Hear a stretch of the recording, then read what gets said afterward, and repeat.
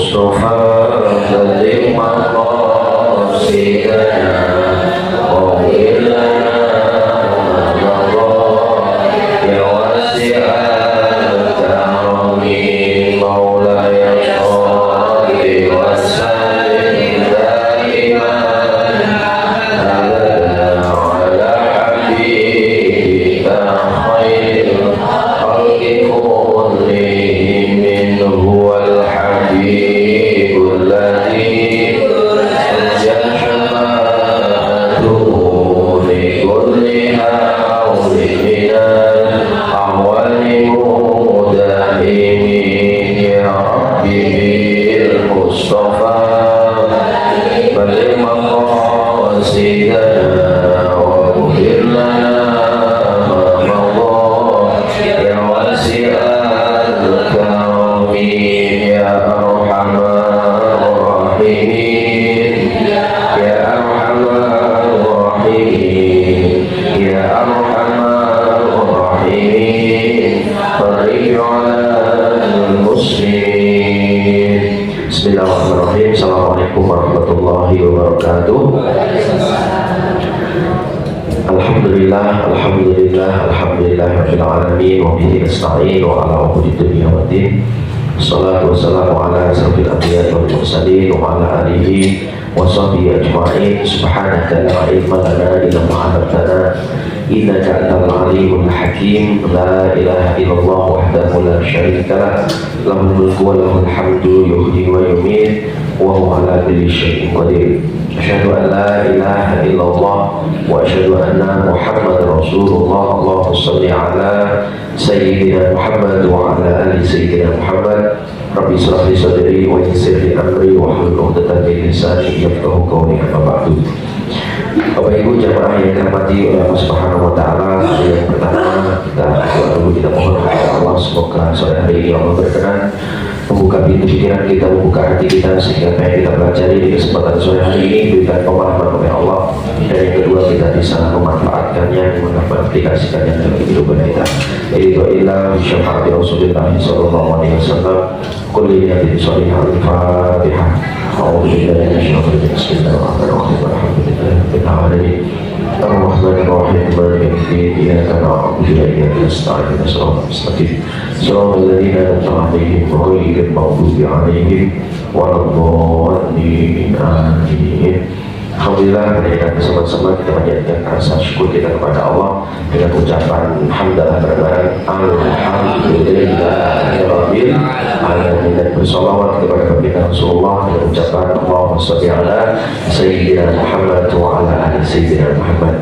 Baik, Bapak Ibu jamaah yang dirahmati Allah Subhanahu wa taala, spesial sore hari ini saya bertema tentang parenting, bagaimana kita membangun komunikasi yang baik, bagaimana kita membangun hubungan yang baik dengan putra-putri kita, khususnya juga kepada orang-orang di sekitar kita. Ya, tema yang sudah saya siapkan tentang orang tua mengerti yang muda.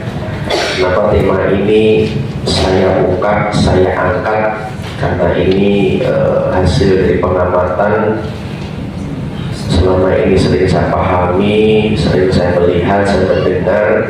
Umumnya banyak orang tua itu pengen anaknya mengerti dia, pengen anaknya itu mengerti orang tuanya.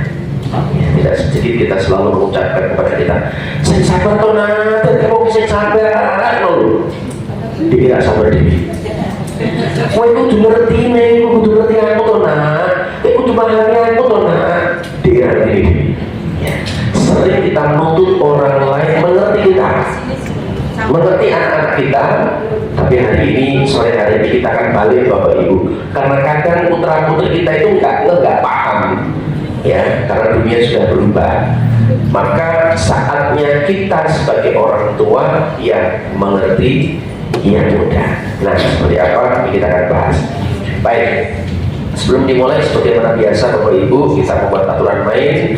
Mohon yang mau HP itu silent digetarkan sehingga acara tidak terganggu hanya gara-gara HP kita bunyi. Ya, yang berikutnya fokus perhatian kepada materi, kita buka pintu pikiran kita agar kita masuk dengan sempurna. Ya, hindari penyakit I know, aku sudah tahu, aku sudah ngerti. Ini penyakit yang berbahaya ya. Namanya orang tidak maju, rohaninya tidak meningkat, amalnya tidak meningkat, ya, ilmunya tidak bertambah karena ainonya terlalu tinggi. Aku sudah tahunya terlalu tinggi. Maka orang-orang yang mau mengosongkan dirinya, orang-orang yang mau terus belajar, maka dia akan merasa dirinya itu bodoh, merasa dirinya banyak hal yang belum dia ketahui. Ya, ini yang semakin saya belajar, semakin ya Allah, semakin banyak hal yang belum kita ketahui tentang ilmu-ilmunya Allah. Jadi ya, oke, aktivitas kalau ditanya menjawab, kalau diminta melaksanakan. Baik. Yuk kita mulai. Saya akan mulai dengan sebuah pertanyaan. Kita semuanya, Bapak Ibu yang punya anak, pasti pengen punya anak yang pintar, anak yang cerdas, soleh, soleha, sukses dunianya, sukses akhiratnya. Betul? Siapa yang di sini yang punya anak yang pengen anaknya pintar, cerdas, sukses, mulia, dunianya baik, akhirnya baik? Yang pengen angkat tangan, katakan saya. Alhamdulillah ya. Tidak cuma Bapak Ibu, saya pun sama, karena kita sering berdoa. Doa ini sering kita panjatkan kepada Allah di setiap doa, ya. Saya tidak selalu, saya tidak ketinggalan dengan doa ini. Yang doa ini diabadikan oleh Allah di surat Al-Furqan ayat 74. Rabbana hablana min azwajina wa dzurriyyatina qurrata a'yun waj'alna lil muttaqina imama. Ya Allah, anugerahkanlah kepada kami pasangan dan keturunan kami sebagai penyenang hati kami, dan jadikanlah kami imam, pemimpin bagi orang-orang yang bertakwa. Ini doa yang sering kita panjatkan kepada Allah. Selain itu, kenapa kita pengen punya anak yang soleh-soleha, anak-anak yang baik dunianya, baik akhiratnya, Bapak Ibu? Sebagaimana Allah berfirman surat At-Tahrim, ya, di ayat yang ke-6, ya ayyuhalladzina amanu qu anfusakum wa ahlikum nar. Wahai orang-orang yang beriman, selamatkanlah dirimu dan keluargamu dari siksa api neraka. Jadi ya, berarti kita berharap agar diri kita selamat, anak-anak kita juga selamat. Nah, baik. Untuk mengawali ini Bapak Ibu, ini dalilnya kenapa materi ini saya angkat, ya. Satu lagi, saya ngambil satu referensi apa yang dikatakan oleh Socrates, menjadi tema tentang orang tua mengerti yang muda. Ya, Socrates pernah mengatakan sekian ratus tahun yang lalu, jangan paksakan anak-anakmu mengikuti jejakmu. Mereka diciptakan untuk kehidupan di zaman mereka, bukan di zamanmu. Ya. Jadi jangan paksakan anak-anakmu mengikuti kita, Bapak Ibu. Jangan dipaksa, karena mereka hidup di zamannya, bukan di zaman kita. Ini senada dengan apa yang disampaikan oleh sahabat Ali. Beliau juga berpesan, ya, pesan sahabat Ali bin Abi Thalib. Dia mengatakan, didiklah anak-anakmu sesuai dengan zamannya, karena mereka hidup pada zamannya, bukan pada zamanmu. Zaman ini sudah berbeda, Bapak Ibu. Maka jangan didik anak-anakmu dengan cara yang lama dulu, karena sering itu sering menceritakan, ya, masa lalu kita kepada anak kita yang saat ini kurang relevan. Contohnya gimana? Iya, aku sekolah nggak tahu sangu, nggak tahu sangu, kosong, melaku sampai setengah jam, nyeberangi sungai. Minim makan gue sambel, gue kerupuk, ya kan, gue seguake, orang gue sepatu. Kan sering kita ceritakan, kadang kita ceritakan kepada anak-anak kita, karena motivasi, Bapak Ibu, karena maksudnya motivasi, tapi kan nggak relevan dengan zaman sekarang. Ya, saya kan jarang saya melihat, ya, kalau di tempatku iki ono jenenge bocah mangkat sekolah, mangkat dewi, melaku hampir gak ada. Rata-rata diantar. Ya, artinya zaman sudah berbeda. Ya, jangan sampai penderitaanmu kamu curhatkan berlebihan kepada anak-anakmu, yang seakan-akan anaknya mengatakan, loh, berarti aku butuh sukses, berarti aku butuh jenengan, loh Pak. Ya, aku harus seperti jenengan dulu, reposo susah baru ini berhasil. Ya, zaman sudah berbeda, Bapak. Kalau untuk jas motivasi sedengar tidak apa-apa, Tapi jangan sampai kita ulang-ulang guru-guru anaknya malah sinau dengan cerita kui terus sampai duduk anak itu. Ono kita ya. Ya. Nah, zaman sudah berubah Bapak Ibu. Perubahan apa yang perlu kita ketahui di zaman ini di abad 21 yang sangat berbeda dengan zaman yang dulu.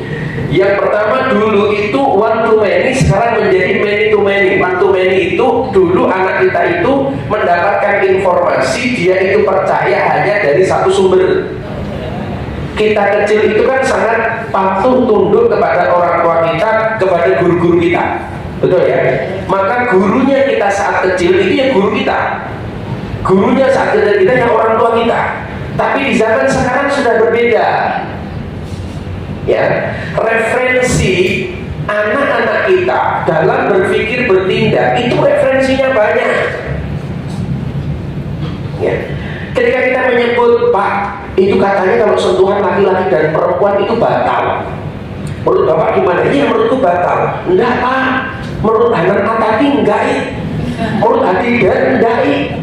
Oh, karena referensinya pakai ini pakai Imam Syafi'i berarti. Oh, ini pakai Imam Hambali. Oh, ini pakai Imam Maliki. Dasarnya sudah berbeda, Bapak.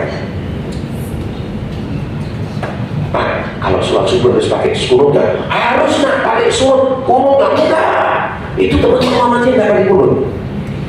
Harus pakai dasar dulu Pak.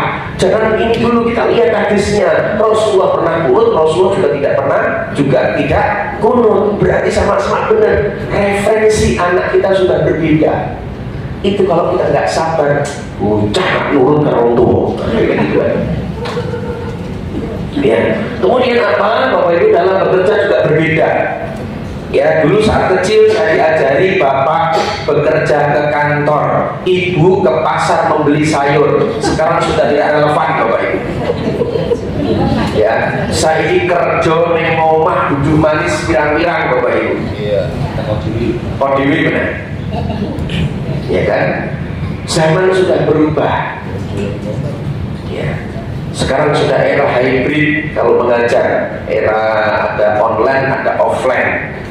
Sudah berbeda, bekerja sudah berbeda. Beda dengan butuh sayur sekarang sudah tidak perlu ke pasar lagi karena habis subuh itu sudah di depan rumah. Mas-mas yang dari Bandungan itu, ya kan? Wes kalau neng omah berarti dengan membeli sayur perlu ke pasar, ya kan? Oke, sudah berubah. Kemudian behavior change, perubahan perilakunya sudah berubah. Sekarang anak-anak kita cari simpelnya Bapak Ibu.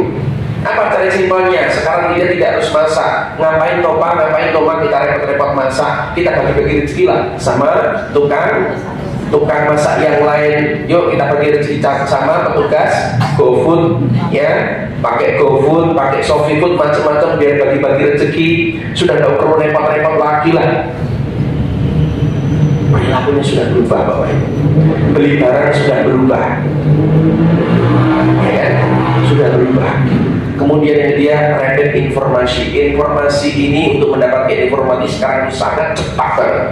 Apa yang terjadi di Palestina saat ini 5-10 menit kita hari ini bisa ketahui. Ya, ada kecelakaan di bawah pada saat yang lalu, baru kecelakaan 5 menit berikutnya kita bisa melihat, mendengar, bahkan menyaksikan informasi yang terjadi kecelakaan. Ya kan?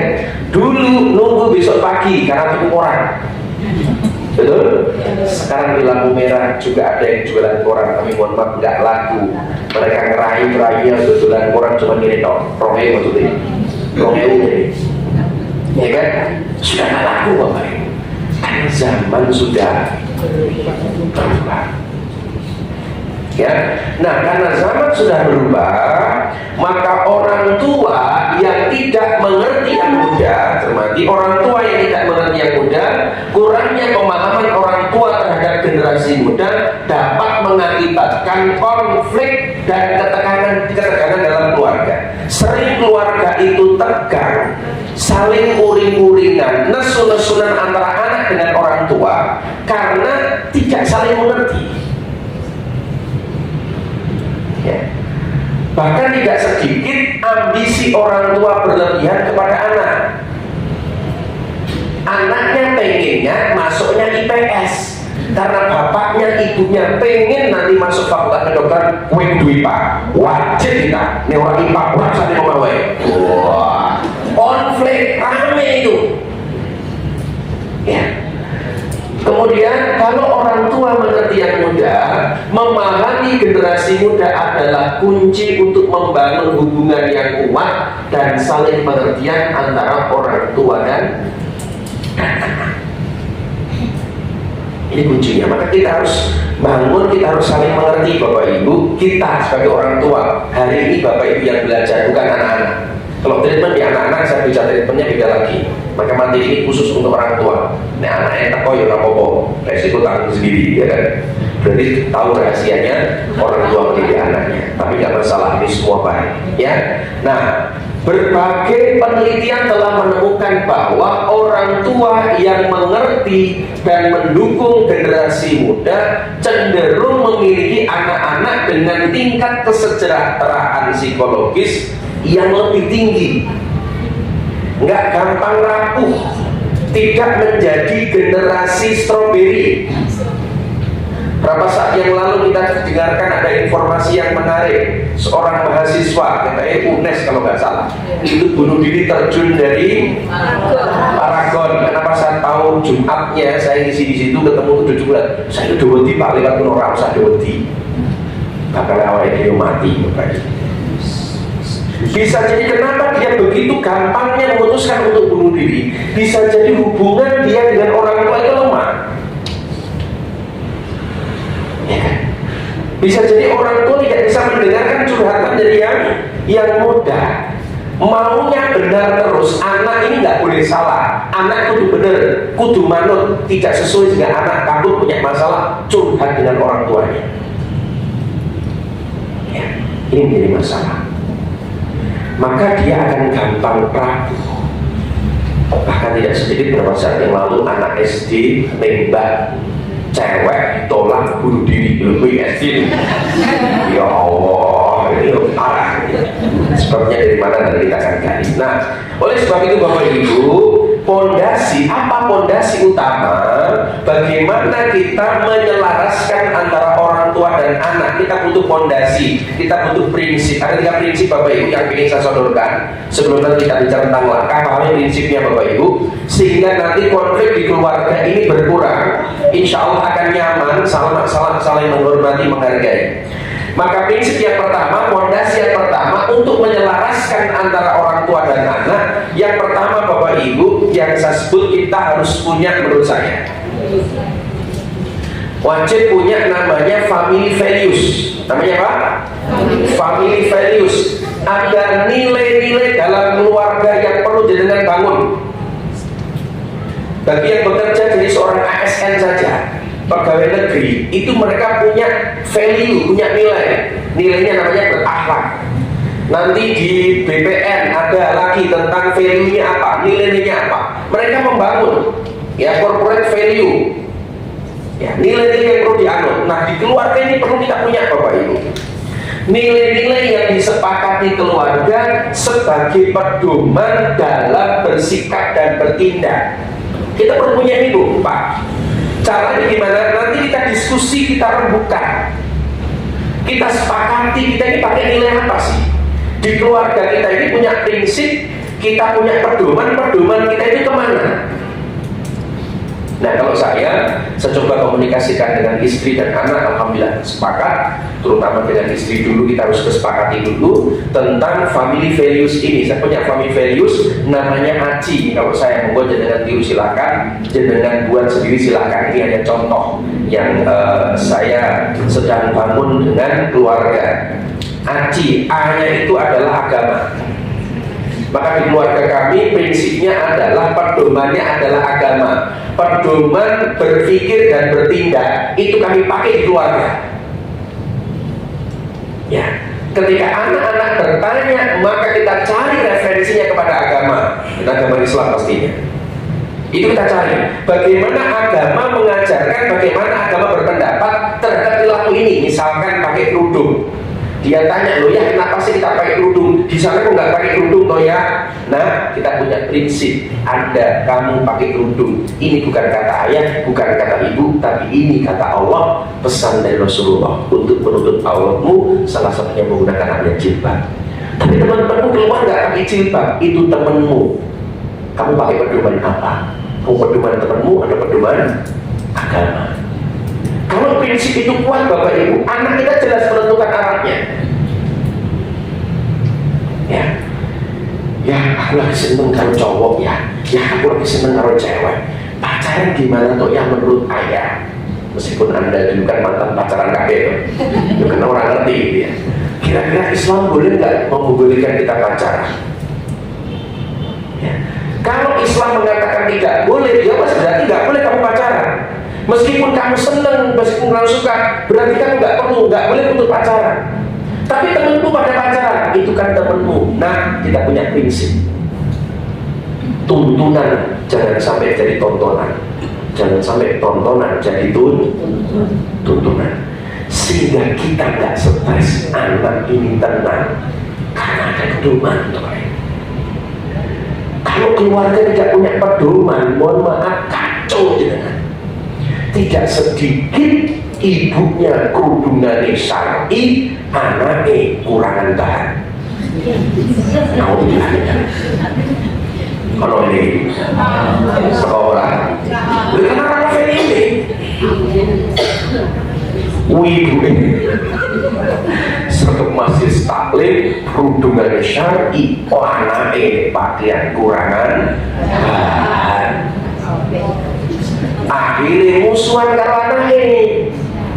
Kenapa? Karena beda pedoman. Karena tidak punya nilai yang dibangun di keluarga. Ini Pak ternyata Bapak Ibu. Ya. Yang kedua namanya C itu customer focus. Fokus kepada pelanggan, fokus kepada orang lain. Kita itu saling melayani, saling menghormati antara satu keluarga ini. Ada sesuatu berarti customer fokus. Nanti kalau ada saudara luar kota yang datang ke rumah, kamu harus rela ya, kamarmu dipakai oleh saudaramu ya, dikomunikasikan. Pelayanan kepada orang lain. Diperintah kalau mampu sanggup lakukan. Ya itu bukan Bapak Ibu, kita lakukan loh. Karena kita nggak tahu, kita sampaikan. Ya. Pak, tapi anakku segede-gede Pak, mau dengan pikir di makan barang-barang disampaikan tidak apa-apa. Nilainya yang penting nanti untuk anak-anak kita, untuk siapa? Untuk cucu-cucu kita bisa selamat lebih baik Bapak Ibu. Kalau memahami hal ini, karena tidak sedikit hari ini orang tua bermusuhan dengan anak pun jengkel mangkel dengan orang tuanya, nggak mau di rumah, nggak betah di rumah, awalnya metu terus. Akhirnya tidak sedikit orang tua, waktu belakang waktu menelak. Tidak sedikit terjadi. Yang ketiga yang kita penting punya namanya integritas Bapak Ibu. Ayo membangun integritas. Karena disebutkan salah satu syarat orang-orang yang berhasil dalam hidup ini, nomor satu itu adalah punya namanya integritas. Yang kedua adalah disiplin. Nomor dua disiplin. Ya, nomor dua. Pertama itu adalah integritas. Integritas apa yang kita ucapkan, apa yang ada di hati, apa yang kita lakukan itu sama. Ini yang perlu kita bangun di keluarga Bapak Ibu. Ya, biar saling menghargai, saling menghormati, saling mensupport. Ini kalau saya family value. Maka Bapak Ibu di rumah menurut saya ada waktu ya, ajak mereka buat malam mingguan, buat malam senenan, selosonan, waktu selok, kumpul, bangun itu. Ya. Biar anak ini jelas arahnya, di arah tujuannya jelas. Sehingga mohon maaf saat dia memilih profesi, memilih sesuatu, nanti ukurannya di agama. Agama boleh enggak? Agama menyarankan enggak? Kalau enggak usah nak. Meskipun itu gajinya besar, pendanaan besar, tapi ketika agama datang, berarti enggak diambil. Karena apa? Prinsipnya kuat. Yang pertama Bapak Ibu, punya namanya family value. Maka kita pun perlu punya family value yang belum ayat kedua. diskusikan dengan pasangannya, diskusikan dengan suami Bapak Ibu. Ya, biar hidup ini juga nyaman, hidup ini juga nyaman, tenang, anak ini juga jelas. Kalau ini jenengan terapkan kepada putra putri panjenengan, nanti putra putri panjenengan menanamkan juga kepada anak-anaknya. Ya, oke. Nah, salah satunya menerapkan family value. Nah, sekalian saya promosi Bapak Ibu, ini sekalian. Insya Allah nanti kita ada program pendakian rohani besok hari Sabtu Bapak Ibu. Ya, Sabtu kita berangkat Sabtu siang, kita mulai dari asar, selesai insya Allah pagi ya, Minggu pagi yang selesai. Nah, kami sudah siapkan materi Bapak Ibu spesial. Ini saya hanya sampaikan di sini di pendakian rohani spesial. Saya akan bicara tentang karisma. Bagaimana kita meningkatkan karisma diri sehingga kita punya potensi untuk menjadi rahmatan lil alamin semakin besar. Jadi ketika saya belajar, riset, mengamati dan sebagainya, karisma ini luar biasa. Ya, bagaimana nanti kita dengan anak-anak menjadi nyaman dengan kita, orang-orang menjadi nyaman, orang-orang itu kangen ketemu dengan kita. Ya, karisma itu contohnya seperti Masjid Nabawi Bapak Ibu, Masjidil Haram. Masjidil Haram itu karisma itu selalu dirindukan. Yang belum pernah pengen ke sana, yang sudah pernah pengen ke sana lagi, itulah karisma. Ya, nah seperti apa? Nah, ilmunya ada di Sokolahin. Ya. Insya Allah free Bu, gratis Bapak Ibu. Bapak Ibu siapkan waktu, tenaga, pikiran untuk sampai ke sana. Kenapa sih tujuannya Bapak Ibu? Kok nggak disampaikan di sini? Kami perlu namanya pendakian rohani Bapak Ibu. Ya, kami kita ingin membentuk Bapak Ibu pribadi-pribadi yang pengen naik kelas, gitu ya. Jadi pengen naik kelas. Ternyata kita perlu pendakian rohani, pada pendakiannya Bapak Ibu. Biar kelas kita makin naik di hadapan Allah kita itu makin mulia, itu ternyata ada etapanya, ada tracknya, ada langkahnya, ada tangga yang perlu kita pengen sampai ke sana. Gitu ya. Nah, itu yang bisa kita lakukan ketika di tempat yang nyaman. Nanti kita zikir, kita sholawat, kita baca Quran, kita mohon ampun sama Allah. Ya kan, proses pendekatan diri kita kepada Allah, tasfiyatun nafas, pembersihan diri dulu. Ketika kita sudah mulai dibersihi, maka nanti kita kasih ilmu, sehingga ilmu ini akan mudah untuk masuk ke dalam bawah sadar kita Bapak Ibu. Ya, maka saya ingin mengajak Bapak Ibu yang pengen naik kelas.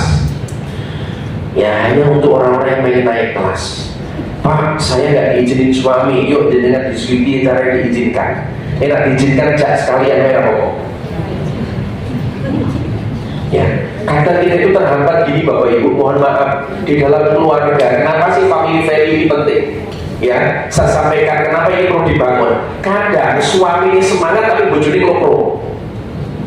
Ada juga yang istrinya semangat, suaminya ya lama, saya neko-neko gawe, oh menek kuwi, hari yang udah hari aku kok menek kuwi, wis ngene wae. Ono kuwi. Teko iki berat, Pak. Halo? Kita belajar dari Rasulullah. Rasul ini hebat, Rasul ini luar biasa karena punya istri Khadijah yang luar biasa. Khadijah pun menjadi wanita mulia pun ini karena punya suami yang hebat. Itu di keluarga kita perlu satu misi, satu arah, tujuannya jelas. Tujuannya salah satunya adalah keluarga ini husnul khotimah. Betul?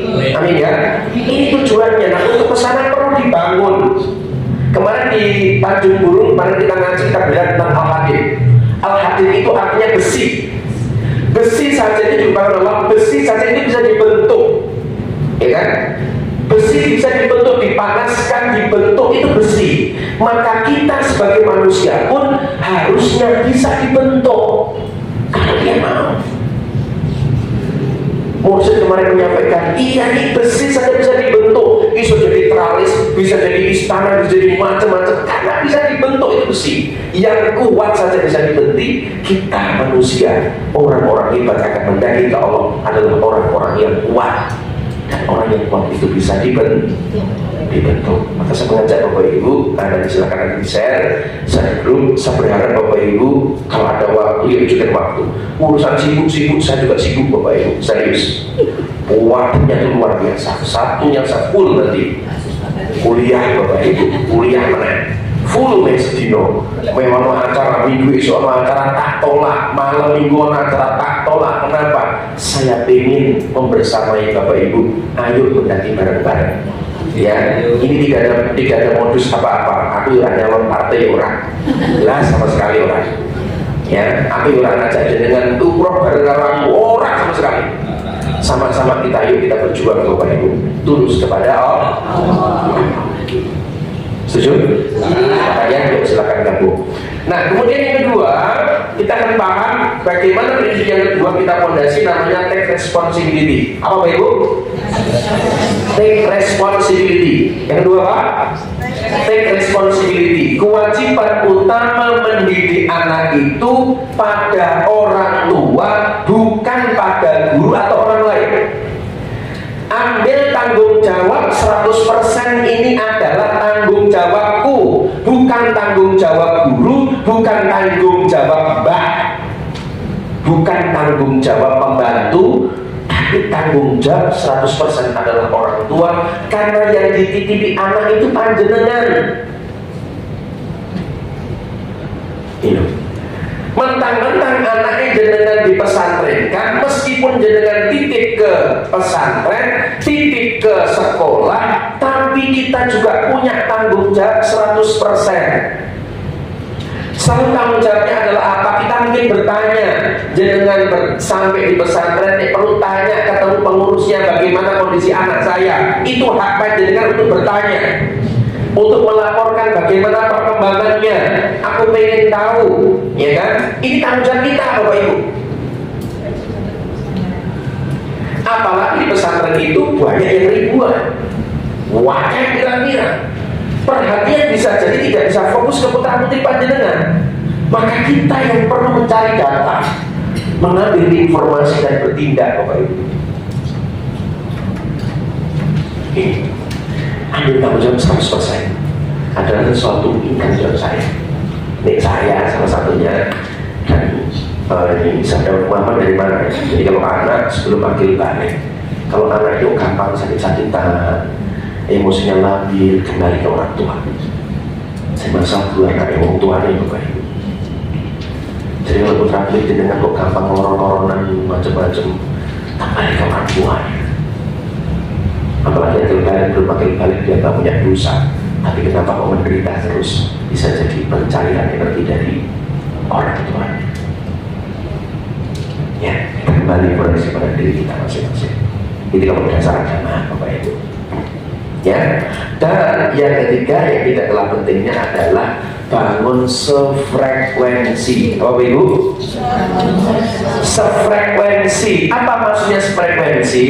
Apapun yang ditanamkan ke anak itu seirama dan tidak bertolak belakang.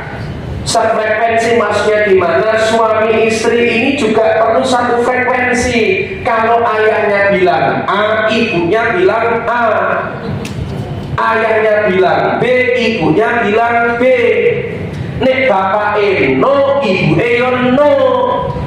Ojo sampai anak njaluk karo bapak ora oleh ora oleh nduk, belum saatnya, sing sabar yo.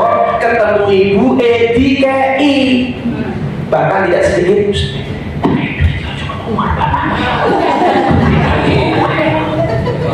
mana ini? Itu namanya tidak sefrekuensi, sehingga anak ini akan menangkap apa Bapak Ibu? Oh berarti nih jadi duit kali gue. Kalau bapak pelit, akhirnya ngecap bapak itu pelit, sehingga tidak sedikit anak ini nggak hormat kepada ayahnya, nggak kagum pada ayahnya, sehingga anak ini nggak bisa birrul walidain kepada orang tuanya, nggak bisa birrul walidain kepada ayahnya, pun sebaliknya nggak bisa birrul walidain kepada ibunya. Bapak Ibu, jenengan sedang mohon maaf menutup kemungkinan anak ini sukses dari birrul walidain. Bangun kekompakan, belajar untuk seirama. Tidak sedikit hari ini anak ini benci dengan ibunya, benci dengan bapaknya, gara-gara tidak sefrekuensi di keluarga. Ya kan? Bahkan Dan tidak cuma itu yang paling payah Pak. Kemarin saya ngisi salah satu Cepu, ngisi salah satu SMK Migas Cepu, itu terkenal paling banyak siswanya. Yang gurunya juga kepada saya, Mas Amin, saya temukan menarik. Seorang anak ini cita-cita saya tanya, pengen bunuh diri. Aku pengennya mati. Kenapa? Karena di keluarga itu saya selalu paling terakhir. Saya selalu dibanding-bandingkan dengan saudara-saudaraku, dibandingkan dengan kakakku, dibandingkan dengan adikku. Aku merasa itu paling tidak bisa. Ketemu apa cita-citanya? Aku pengen mati. Karena perlakuan orang tuanya ke masing-masing anak bedakan. Anak saya pertama senang sama ini saya ketawa. Juga paling cerdas. Ini mana boleh? Anu ini. Sehingga kata adik saudara orang akur, sering-seringan, bahkan gede jotos-jotosan, warisan rebutan, gara-gara tidak sefrekuensi kemarin. Value nggak dibangun kemarin. Halo? Tidak terjadi dengan orang menikah ya, untuk prakan ini gimana? Nah, orang penting pada ini, orang pasangannya om diatur om. Makanya tak dorongkan sih belum menikah yang sudah menikah lagi kelakuannya masih pintar masih belum ini menikah lagi setialah mas. Ngono itu maksudnya ngono jadi dilirik mam saya maksudnya ngono. Ini Bapak Ibu ya, ketika fondasi yang pertama adalah family values. Yang pertama apa? Family values. Yang kedua take responsibility. Yang kedua apa? Take responsibility. Yang ketiga sefrekuensi. Yang ketiga apa? Sefrekuensi. Yang pertama apa? Yang kedua? Yang ketiga sefrekuensi. Sekali lagi. Yang pertama family values. Mungkin nanti malam, besok malam itu malam Senin monggo silakan segera kalau Anda punya anak dikumpulkan, ada kesempatan dibangun ini. Ya, yang kedua take responsibility, ambil tanggung jawab 100% untuk orang tua, tanggung jawab orang tua. Jangan sampai dengan mentang-mentang saya banyak dilaporin oleh guru-guru kepala sekolah, terutama sekolah-sekolah sebenarnya larang itu. Iku sering sakit titik Pak Amin, aku dititipi ini loh, wong tua ini melakukan kami seperti membantu. Maksudnya piye Pak? Maksudnya piye Bu? Yo, mentang-mentang bayar larang itu perlakuan kami sampai naik dewi. Ngerti ini mlebu kayak robot, menggune elek, menggune langsung apik. Ya elek sithik curhat, jiwe sithik lapor polisi. Nah aku kudu piye? Nah dapur dhuwur sithik lapor kene. Allah ya Rabbi. Bahkan tidak sedikit orang tua siswa melabrak guru B. Ini parah tuh. Tapi ini orang ya. Yang tidak sebenarnya dia saya tak tahu tangan kanan beli angkat, taruh di pundak teman sebelah kanannya. Tepuk pelan-pelan ikuti kata-kata saya, sahabatku. Ada 3 fondasi menyelaraskan, menyeimbangkan orang tua dan anak. Yang pertama, family values. Milikilah, buatlah nilai-nilai yang disepakati di dalam keluarga sebagai acuan dalam bersikap dan bertindak. Yang kedua, take responsibility, ambil tanggung jawab, mendidik anak ada di orang tuanya. Pondok pesantren membantu, sekolah membantu. Yang ketiga, sefrekuensi. Nek bapak A, ibu yo A. Nek bapak ojo, ibu yo ojo. Nek ibune yo, bapak yo. Sing jadi masalah, bapak yo, ibu mo. Akhirnya anaknya bingung, melu sopo ini. Gantian tangan kiri. pelan-pelan. Ikuti kata-kata saya. Alhamdulillah. Terima kasih. Saya sudah diingatkan. Mulai besok saya siap. Bismillahirrahmanirrahim. Membuat family value. Anak-anakku karo bojoku tak kumpulke, takjak rembukan. Dek rembukane gampang, makan-makan sih enak. Rembukane jadi enak. Agendakan minggu ini makan-makan dengan keluarga. Bentuk family values. Yang kedua, ambil tanggung jawab mendidik anak kita orang tua. Yang ketiga, bangun sefrekuensi ya.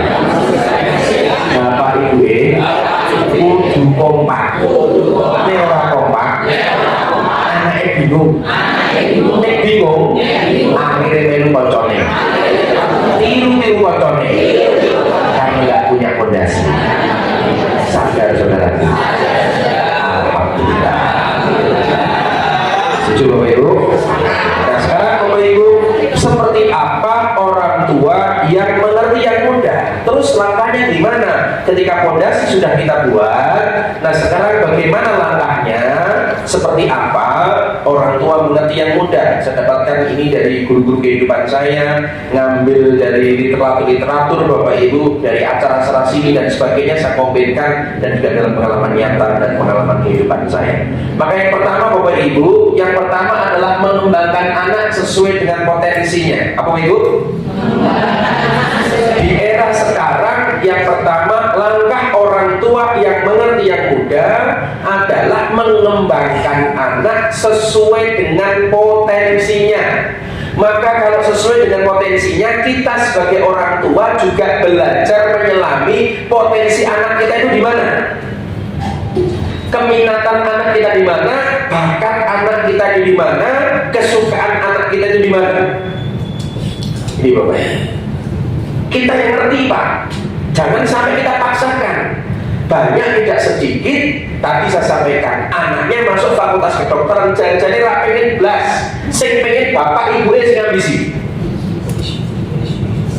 Tuh langsung ngomong jadi polisi barang ini, jadi polisi maksa, saya pengen coba bapak ibu karena dia daftar polisi orang tertoko, awas, itu bukan, gitu. Ono lagi, aku oke, bantu curhatan ini benar. Ya, oke. Jadi kisahnya gini Bapak Ibu, saya akan buat perumpamaan biar kita paham kenapa kita harus mengerti potensi anak-anak kita. Ya, yang perlu dikembangkan. Kalau pemahaman tentang agama itu dasar wajib harus miliki keterampilan tentang sholat, puasa, kemudian wudhu, baca Quran itu standar, itu harus dimiliki. Wajib pertama itu SOP lah. Ya, Anda boleh melepaskan anak SOP itu beres, sholatnya beres, ngajinya beres, cara wudhunya benar, macam-macam semua ini benar, pemahamannya ini benar. Nah itu baru kita lihat ini potensi ini beda lagi ya. Oke, suatu ketika Bapak Ibu penduduk hutan itu membuat rapat, membuat musyawarah, membuat konferensi. Kenapa membuat konferensi? Karena ada ide yang pertama, hutan itu sering banjir. Ya, terutama habis kemarau seperti hujan terus sehingga banyak banjir. Sehingga penduduk yang ada di hutan itu mengusulkan semua yang ada di hutan ini wajib setiap penduduk, setiap binatang wajib dia bisa berenang. Pada saat nanti banjir diisolangi dia berenang. Maka semua penduduk hutan, gajah setuju, singa setuju, monyet setuju, wah semua mengatakan setuju, sepakat. Burung mengatakan oh betul, siap, setuju. Suatu usul lagi, tidak cuma hanya banjir, hutan juga sering kebakaran. Nah hutan ini sering kebakaran, maka agar penduduk hutan ini bisa menyelamatkan diri, semua penduduk hutan wajib bisa terbang. Gajah setuju, singa sepakat, wah, ikan yo siap, cocok. Tidak cuma itu, ada yang usul lagi. Iya, tidak cuma hanya banjir, Tidak cuma hanya kebakaran, tapi cuaca di hutan itu tidak menentu. Kadang ada angin ribut, angin macam-macam. Salah satunya berhujan, harus bisa berlari dan melompat agar selamat. Mereka semua setuju, siap, cocok. Semangat membara Bapak Ibu. Ya, hari pertama, mereka bisa. Ya, terutama yang bisa itu gajah. Keturunan perkoro, bukan mabur gitu. Mulai bisa Bapak Ibu ya. Aku gajah kok kon mabur. Stres meneh iwak lho. Aku kon mabur itu piye carane? Kon lain iki piye? Ya ora mungkin lah. Ini Bapak Ibu ya. Hari pertama sudah mulai gelisah. Hari kedua udah mutung kabeh Bapak Ibu. Wah, gajah putus asa, cacing stres Bapak Ibu. Aku kan layu gitu, bahkan kan layu ini caranya ini. Wah, stres Bapak Ibu, sudah putus asa, wis sederah kabeh. Ya kan? Seperti kon poso kan, tangan kon poso barang berat tangan ini. Hari ketiga, maka informasi ini dibubarkan Bapak Ibu. Tidak berlaku Bapak Ibu, karena stres masing-masing. Kenapa? Dia berjalan tidak di core kompetensi, tidak di keahliannya. Jangan perlu mengerti potensi anak. Ini matematika untuk apa? Untuk limo jadi les matematika, stres banget. Ngeluh, main les kilometernya mulus jadi. Kalau saya tinggikan, saya namanya tinggikan gunung, ratakan lembat. Artinya apa? Ketika anak saya ini senangnya bahasa Inggris, maka tak lesnya bahasa Inggris. Tak undang bisa bahasa Inggris. Nek dia masih tahu bahasa Inggris, senangnya mau pulang, gembira pulang dari sekolah les bahasa Inggris semangat. Kenapa? Senang dia. Matematikanya jujur rapati apik. Tapi nek tak les matematika stres deh. Maka tujuan saya yang penting ini untuk kita ya, anak-anak nggak perlu tahu. Anak di pelajaran tertentu dia harus di atas KKM saja Bapak Ibu. Karena kadang di pendidikan ini nggak fair. Guru olahraga gurunya beda, matematika gurunya beda, fisika gurunya beda, bahasa Arab gurunya beda, bahasa Inggris gurunya beda. Dipaksa anak-anak untuk 10 HP. Apa bener? Ya toh? Anak-anak sekolah kayak mana perang. Ini loh Bapak Ibu. Ya, kita harus paham. Anda harus pahami sekolah karena memang menunggu HP kaget. Iya memang karena menunggu. Mungkin yang ditangkap kurikulum merdeka mungkin di sini. Ya meskipun ada dampak negatifnya juga, sehingga anak saya sampai nanya diri, sebenarnya aku zonasi lah. Aku pengen masuk SMA 1, aku ganti KTP pindah ke SMA 1, gampang tuh. Isu menunggu, selesai pindah mana? Ya kan? Ini mohon maaf Bapak Ibu ya. Maka temukan di mana potensinya. Ada 3 orang yang namanya Rudi, sama-sama Rudi Bapak Ibu. Ya, tetapi potensinya beda-beda, nasibnya beda-beda. Rudi yang pertama dulu waktu kecil Bapak Ibu, jadi tadi saya akan sampaikan, satu untuk mengembangkan anak sesuai dengan potensinya, satu menemukan apa potensi sang anak, yang kedua membantu menemukan kelebihan yang dimiliki anakku. Kelebihannya di mana sih? Mana sih yang paling punya potensial di mana sih? Yuk kita telusuri Pak Bu. Ya, di era sekarang itu era spesialis. Ya bukan era generalis. Wabeh itu iso, raiso aku. Benar. Ada spesialisnya. Ya kan? Mas Wid spesialisnya bongkar mesin cuci, bongkar model dia langsung sampai lagi tadi. Dia kan bongkar mobil stres gitu. Bisa bongkar sampai lagi. Gelang, dulu stres Bapak Ibu. Potensinya beda Bapak Ibu ya. Membantu menemukan apa cita-citanya, kemudian membantu menemukan lingkungan yang tepat, gimana sih lingkungan yang tepat untuk dia berkembang, bertumbuh dengan potensi yang ada Bapak Ibu ya. Kemudian mengupayakan support system untuk pertumbuhan anak. Kita perlu support system kan, kita bentuk support system untuk dia. Ya, ini perlu kita hadirkan Bapak Ibu. Nah, seperti 3 orang yang namanya Rudi pertama namanya Rudi Khairuddin. Sukanya masak, dari kecil itu sering ngerewo ibu terus tepung diujuk-ujuk macam-macam gitu ya, sehingga gede ini jadi seorang chef, seorang koki namanya Rudy Khairuddin, sukses menjadi tukang masak. Rudy yang kedua dari namanya Madura, sukanya potong Madura, sukses jadi tukang potong, namanya Rudy Hadiswarno. Cabangnya di mana-mana, sukanya potong, dikon masak stres. Rudy Khairuddin kon motong stres. Ya, Rudy yang ketiga sukanya badminton, namanya Rudy Hartono.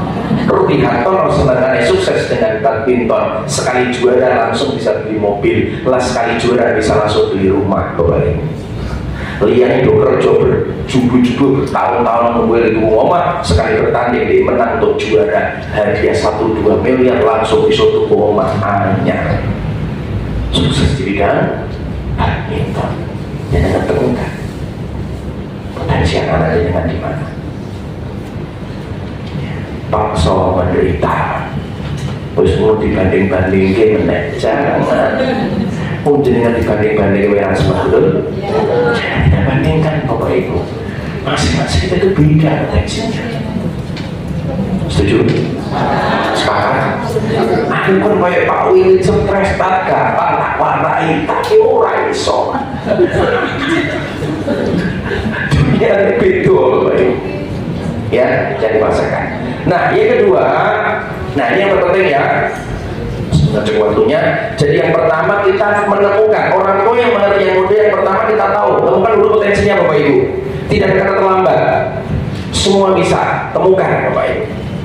Oke, kemudian yang kedua, memperbanyak saldo cinta. Nah, kita dengan anak itu punya saldo. Saldo ini istilahnya gini Bapak Ibu. Setiap kita berbuat baik di dalam keluarga, kita berbuat baik kepada orang lain, pahala kita, amal kita itu yang mencatat dua. Berapa? Dua. Satu yang mencatat amal baik buruk kita, itu adalah Rokib dan Atid. Itu di sini kanan kiri. Itu dia tugasnya mencatat amal baik buruk kita. Yang kedua, yang mencatat amal kita adalah orang lain. Yang mencatat amal kita adalah anak kita. Yang mencatat amal kita baik buruknya adalah istri kita, suami kita. Itu secara tidak langsung dia itu merekam, mencatat amal dia. Maka agar anak ini bisa sami'na wa ata'na kepada orang tuanya, menghargai orang tuanya, jangan pastikan saldo cintanya banyak. Saldo cinta kita kepada orang tua, kepada anak ini perbanyak. Maka kalau anak ini saldo cintanya dengan orang tua banyak, mohon maaf, tak suruh berdoa. Saya ketemu Pak Bu dengan anak mulai SD, SMP, SMA, sering mengisi motivasi ke sana, itu tak cermati. Ketika saya minta mereka untuk berdoa untuk kedua orang tuanya, ono sing cengengesan Bapak Ibu, ono sing menertawakan orang lain, menertawakan temannya, nyenggol temannya, pokoknya nggak bisa kusuk, bahkan ketawa-ketawa. Ada yang nangis terseduh-seduh Bapak Ibu, ada yang datar-datar saja. Why? Kenapa? Stimulusnya sama. Ya, saya stimulus dengan membangun orang tua, membangun kecintaan pada orang tua. Kenapa respon yang berbeda? Anak yang dibilang untuk mendoakan orang tua, lagi Robbi Firli wali gaya, dia doa dan nangis. Karena saldo orang tuanya, kebaikan orang tuanya kepada anaknya sudah banyak, sehingga dia suruh membayangkan kebaikan ayahnya, kebaikan ibunya, konek nangis gampang dia. Tapi kalau anak dunia elek, disengen-sengeni terus, dibanding-bandingin terus, mohon maaf, suruh ingat kepada orang tua, kebaikannya orang tua. Angel. Saya pernah tanya, lu kenapa kamu nggak nangis, teman pun nangis? Iya, kamu udah cengeng-cengeng apa ya, malah menurut. Bagaimana aku harus nangis, Pak? Bapakku, aku ditinggal oleh bapakku, aku ditinggal macam-macam. Ibuku yang bodoh. Halo? Jelas ya? Maka yang pertama Bapak Ibu, pertama perlakukan anak sesuai dengan bahasa cintanya. Ini bahasa cinta itu ada 5, pernah dibahas. Bahasa cinta yang pertama itu bisa lewat hadiah. Jadi kan cermati ya, anak itu paling senang dikasih apa nih? Ada yang dikasih hadiah. Orang anak ya hadiah biasa saja juga ada. Karena bahasa cintanya kayak gitu. Satu ada yang hadiah, ada yang sentuhan. Ya, ada yang sentuhan Bapak Ibu. Yang ketiga ada waktu yang berharga. Sentuhan itu dirangkul, dipokok, disemangati, kamu hebat, macam-macam. Itu namanya sentuhan, seringnya dipeluk, dikasih hadiah, dikasih hadiah. Jadi bahasa cintanya di situ, suka dengan hadiah. Dia menganggap ayahnya itu cinta dengan dia, menganggap ibunya sayang dengan dia dengan hadiah. Ada yang di sentuhan, ya, ada di waktu yang berharga. Nah, aku hari ini enggak kerja demi kamu, ayo kita jalan-jalan bareng, kita mancing bareng. Itu berharga banget bagi seorang anak. Bisa jadi di situ waktu khusus untuk dia. Kemudian yang keempat, apresiasi dengan kata-kata kamu hebat, kamu anak soleh, kamu anak soleh. Bisa jadi bahasanya di situ Bapak Ibu, atau bisa dibaca cintanya layanan sepenuh hati. Kita layani, mungkin kita suapi, gede tidak apa-apa dia kangen untuk disuapi. Ya, itu layanan dengan sepenuh hati. Bisa jadi bahasa cintanya itu di situ. Jangan yang bisa menentukan. Itulah mohon maaf sekali, mohon maaf. Kenapa ada pasangan yang mohon maaf awalnya sudah cerai dengan suami yang lalu atau istri yang terdahulu, kemudian dia menikah lagi. Kemudian yang kedua, kenapa dia bisa jadi yang kedua tidak menemukan kebahagiaan yang pertama? Karena bahasa cinta yang tahu adalah pasangan yang pertama. Pasangan yang kedua tidak mengetahui, atau sebaliknya dia menikah yang kedua lebih bahagia dengan pasangan yang pertama, lebih bahagia dibanding dengan pasangan yang pertama. Karena apa? Pasangan yang kedua lebih mengerti bahasa cintanya. Temukan itu Bapak Ibu, dites. Anaknya nomor dipilih, kita orang sentuhan, tajam gemblo, wangi pol-polan. Ini dipenuhi hadiah. Beda dengan anak yang pertama. Nah, itu hadiah semangatnya pol-polan. Langsung rangkul, bersolat malam, tinggi tahajud. Hadiah deh. Ono modusnya semangatnya pol-polan ya. Beda dengan anak yang pertama. Ini tentukan Bapak Ibu. Nah yang kedua, memainkan banyak peran yang dibutuhkan Bapak Ibu. Ya, kita perlu peran menjadi orang tua, bisa jadi sahabat, teman, bermain, bercerita, jadi coach, jadi guru dan lainnya. Kita belajar menjadi peran. Kalau kata sahabat Ali, jadilah anakmu 1 tahun seperti raja. 8 sampai 14-15 tahun dibilang seperti tawanan perang, maka perlu ketegasan, bukan kasar ya, tegas ya, disiplin yang baik. Dan usia 15 sampai kurang lebih 20 tahun adalah menjadi seorang sahabat. Sudah tidak seperti tawanan perang lagi, sudah tidak seperti raja lagi, jadilah seorang sahabat ya. Maka itu kita juga perlu memainkan peran Bapak Ibu. Walaupun aja dengan mulai waktu SMP Bapak Ibu ya, mulai 8, 9, nah, kawanan perang, rotot maksud, tegas, bukan kasar ya, tegas, sholat, ngaji, perlu Bapak Ibu, ketegasan, disiplin perlu ya. Nanti kalau gede sudah tidak perlu lagi, waktunya dengan sahabat ya. Nah, 20 tahun jadi tawanan perang ya, nah ini dengan musuh itu dengan sholat mau malah tukaran malah tidak sedikit Bapak Ibu seperti ini. Dan yang ketiga, meningkatkan sense of giving. Anak adalah investasi kita untuk kehidupan akhirat, maka berinvestasilah energi, waktu, biaya, tenaga untuk kemajuan dan pertumbuhan anak. Ini perlu kita lakukan Bapak Ibu. Dan yang ketiga Bapak Ibu, karena waktunya mepet, yang ketiga memasrahkan anak kepada sang pemilik hati.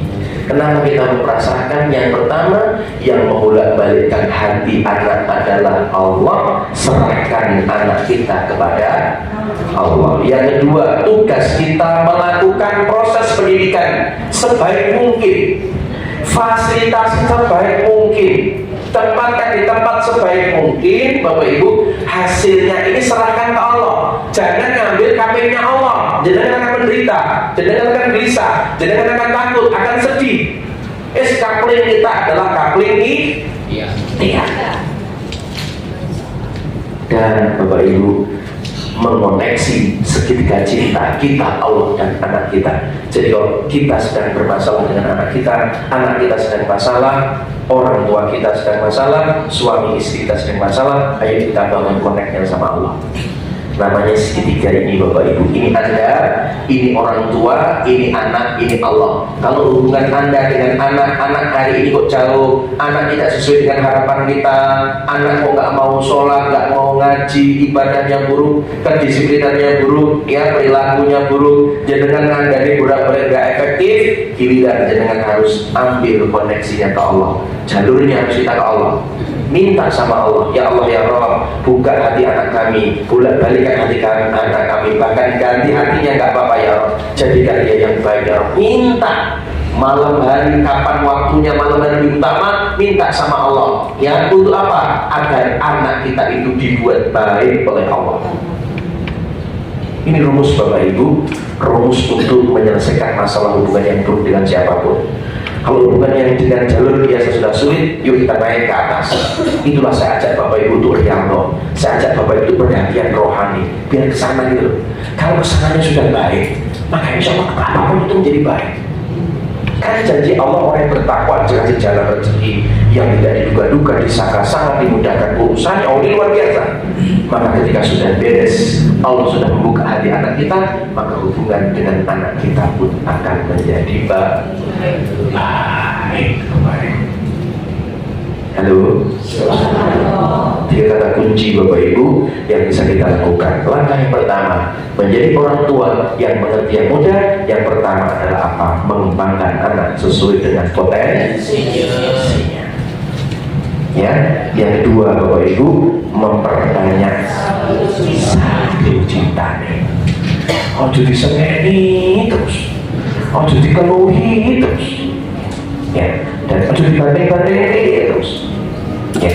Dan yang ketiga Bapak Ibu, memasrahkan anak kepada sang pemilik hati, yaitu Allah Subhanahu wa Ta'ala. Semoga bisa kita aplikasikan, bisa kita implementasikan dalam kehidupan kita. Ini yang pertama, saya sedang mengajak diri saya dan Bapak Ibu, ya, buatlah family values di dalam keluarga. Bangunlah sefrekuensi, ambil tanggung jawab 100% di kita sebagai orang tua, ya. Kembangkan anak sesuai dengan hakikatnya, memperbanyak satu cintanya sehingga dia akan punya rekening cinta kebaikan kepada kita sebagai orang tua, sehingga anaknya akan mudah untuk sukses karena dia akan mudah untuk birrul walidain kepada kedua orang tuanya. Dan yang ketiga, memasrahkan anak kepada sang pemilik hati, yaitu Allah Subhanahu wa Ta'ala. Jiwa kita akan tenang. Maka untuk poin yang ketiga, itulah saya mengajak Bapak Ibu, yuk serius, yang memang ini bukan punya waktu ya, di waktunya di ono-ono kita. Ini caranya monggo, kita bangunlah kedekatan kita sama Allah. Kita butuh tempat, butuh lingkungan, butuh environment. Inilah strategi yang kita buat agar kita semakin dekat kepada Allah. Semoga bermanfaat Bapak Ibu. Ya sebenarnya ada satu video tapi nggak nyampe. Kemudian kalau ini sudah menjadi perjuangan kita pun harus mengerti tentang perjuangan orang tua kita. Ternyata pendidikan orang tua kita juga luar biasa, susah payahnya luar biasa. Kita pun harus menghargai orang tua kita. Semoga bermanfaat, semoga kita bisa mempraktikkan dalam kehidupan kita. Semoga Allah ridho, semoga Allah memberikan kepada kita anak kita ini keluarga yang bahagia, sakinah mawaddah warahmah, anak kita soleh-solehah, anak kita mampu bereaksi kebaikan, menjadi anak soleh dan mensolehkan anaknya orang lain. Dan semoga akhir hidup kita hidup yang manfaat, akhir hidup kita husnul khatimah. Amin ya rabbal alamin. Al-Fatihah. A'udzubillahi minasyaitonir rajim. Bismillahirrahmanirrahim. Ar-Rahmanir-Rahim. Iyyaka na'budu wa iyyaka nasta'in. Ihdinas mustaqim. Siratal ladzina an'amta 'alaihim ghairil maghdubi 'alaihim waladdallin. Amin. Boleh bacaan kali. Alhamdulillah. Doa bermajlis subhanallah wa bihamdika asyhadu an la ilaha illa anta astaghfiruka wa atubu ilaik. Mohon maaf, ini hidayah. Assalamualaikum warahmatullahi wabarakatuh.